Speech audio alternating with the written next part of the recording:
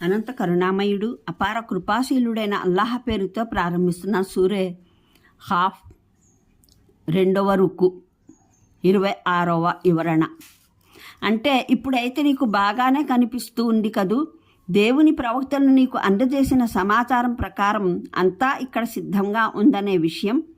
కొందరు వ్యాఖ్యాతలు దీని భావం తెలుపుతూ సహచరుడు అంటే ఉద్దేశం 21వ ఆయట్లో సాక్ష్యం పలికేవాడని పేర్కొన్న సహచరుడని, అతను ఈ వ్యక్తి ఆచరణాపత్రం నా వద్ద సిద్ధంగా ఉంది అని అంటాడని అభిప్రాయపడ్డారు. ఇతర వ్యాఖ్యాతులు సహచరుడు అంటే శైతాన్ అని, అతడు ప్రపంచంలో ఆ వ్యక్తి వెంట నుండేవాడని, అతను ఈ వ్యక్తిని నేను లోపరుచుకొని నరకం కొరకు సిద్ధపరిచి ఇప్పుడు మీ సన్నిధిలో హాజరుపరుస్తున్నానని అంటాడని అభిప్రాయపడ్డారు. కానీ పూర్వోత్తరాలతో ఇతోధికంగా అనుగుణ్యం ఉన్న వ్యాఖ్యానము కతాదా, ఇబ్ను జైద్ ఉల్లేఖించిన వ్యాఖ్యానం. వారి ప్రకారం సహచరుడు అంటే తోలుకొని వచ్చే దైవదూత. అతడే దైవ న్యాయస్థానంలో వెళ్ళి విన్నవించుకుంటాడు, ఇదో నా అప్పగింతలో ఉన్న ఈ వ్యక్తిని ప్రభువుల వారి సన్నిధానంలో హాజరుపరుస్తున్నాను అని.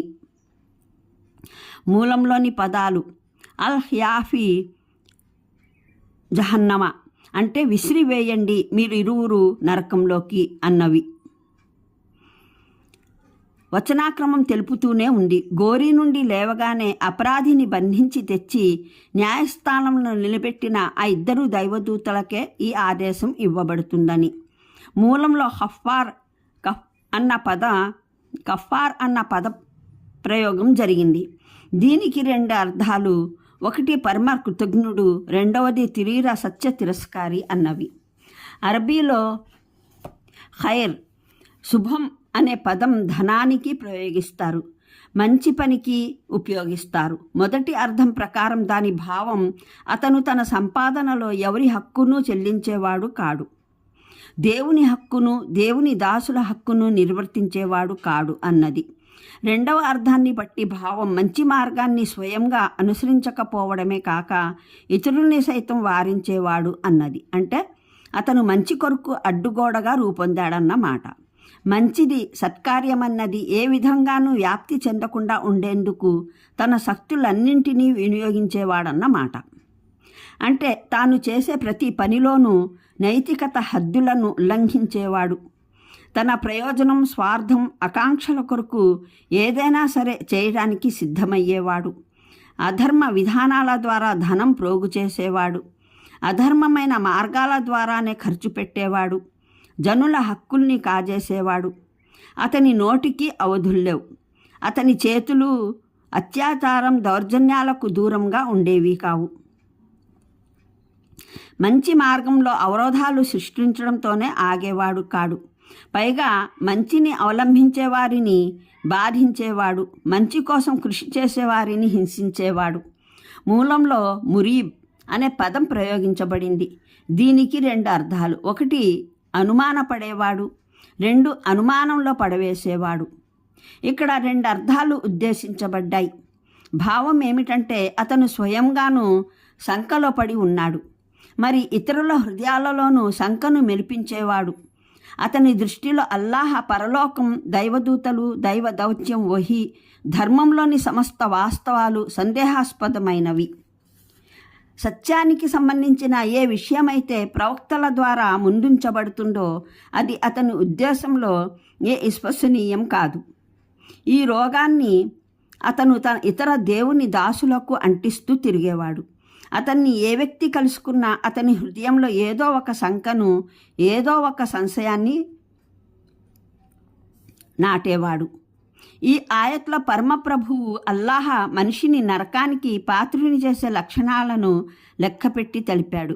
1 సత్య తిరస్కారం, 2 దేవుని పట్ల కృతజ్ఞత, 3 సత్యం, సత్యవాదుల పట్ల వైషమ్యం, 4 మంచి మార్గంలో అవరోధమవడం, 5 తన ధనం ద్వారా దైవదాసుల హక్కులను నిర్వర్తించకపోవడం, 6 తన వ్యవహారాలలో హద్దులను అతిక్రమించడం, 7 జనులపైన దౌర్జన్యం, అత్యాచారం జరపడం, 8 ధార్మిక సత్యాల పట్ల శంకించడం, 9 ఇతరుల హృదయాలలో శంకలు నాటడం,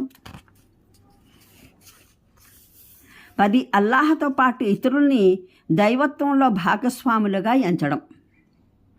ఇక్కడ వచనా సందర్భమే స్వయంగా చెబుతోంది. సహచరుడు అంటే భావం ప్రపంచంలో ఆ వ్యక్తి వెంటనున్న శైతాన్ అని, వచన శైలి ద్వారానే మరో విషయం కూడా జ్యోత్కమవుతుంది.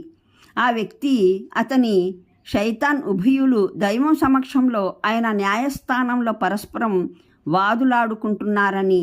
ఆ వ్యక్తి ఏమో ప్రభు, ఈ దుర్మార్గుడు నా వెంటపడి ఉండేవాడు, కడకు వీడే నన్ను దారి తప్పించి వదిలాడు, అందువల్ల శిక్ష ఇతనికే పడాలి అంటాడు. దానికి బదులుగా శైతాన్, అయ్యా నాకు ఇతని పైన అదుపు ఏముందని, ఇతను తలబిరుసుగలవాడు, కాదలచకపోతే నేను ఇతన్ని బలవంతాన తలబిరుసుగలవానిగా చేయలేనుగా. ఈ దౌర్భాగ్యుడు స్వయంగానే సత్కార్యం పట్ల ఏహ్యభావం, దుష్కార్యం పట్ల ప్రేమభావం కలిగి ఉండేవాడు. అందువల్లనే ప్రవక్తల ఏ మాట ఇతనికి నచ్చేది కాదు. నేను ప్రేరేపించిన వ్యామోహాలకు లొంగుతూ పోయాడు అని అంటాడు. అంటే మీ ఇద్దరికీ నేను హెచ్చరించాను, మీలో దారి తప్పించేవాడు పొందే శిక్ష ఏమిటో, మరి దారి తప్పిపోయేవాడు ఎటువంటి శాస్తిని అనుభవించవలసి ఉంటుందో అని. నా ఈ హెచ్చరిక తర్వాత కూడా మీరిరువురు మీ వంతు అపరాధాన్ని మానుకోలేదు. ఇప్పుడు వాదులాడటం వల్ల ప్రయోజనం ఏమిటి? దారి తప్పేవానికి, దారి తప్పిన దానికి, దారి తప్పించిన వానికి, తప్పించిన దానికి శిక్షణ అయితే ఇప్పుడు తప్పనిసరిగా విధించవలసిందే. అంటే తీర్పులు మార్చే పద్ధతి నా వద్ద లేదు. నిన్ను నరకంలో పడవేసే ఏ ఆదేశమైతే నేను ఇచ్చివేశానో అది ఇప్పుడు వాపసు తీసుకోవడం జరగదు. అలాగే ప్రపంచంలో నేను ప్రకటించిన శాసనాన్ని మార్చడం జరగదు. దారి తప్పిపోయే వారికి పరలోకంలో విధించబడే శిక్ష ఏమిటో దాన్ని మార్చడం జరగదు. మూలంలో జల్లాం అన్న పదప్రయోగం ప్రయోగించబడింది. దాని అర్థం మహాదుర్మార్గుడు అని వస్తుంది.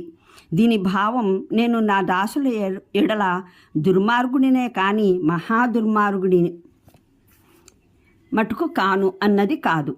దీని భావం ఏమిటంటే నేను సృష్టికర్తనై ప్రభువునై నా పోషణలోని సృష్టిపైనే అత్యాచారం జరిపినట్లయితే ఆ మహా అత్యాచారినైపోతాను. అందువల్ల నేను అసలు ఎటువంటి అత్యాచారము నా దాసుల ఎడల చేయను. నేను మీకు ఇప్పుడు విధిస్తున్న శిక్ష సరిగ్గా స్వయంగా మిమ్మల్ని మీరు ఏ శిక్షకు అర్హులుగా చేసుకున్నారో అదే. మీ పాత్రతకు మించి రవ్వంత అయినా అధిక శిక్ష మీకు విధించటం లేదు. నా న్యాయస్థానం వివక్షారహితమైన న్యాయం చేకూర్చే న్యాయస్థానం. ఇక్కడ ఏ వ్యక్తి తాను వాస్తవంగా అర్హత పొందని ఏ శిక్ష పొందలేడు. అర్హత పూర్తిగా నిశ్చయమైన సాక్ష్యాధారాలతో నిరూపించబడనిదే ఎవరూ శిక్షించబడరు.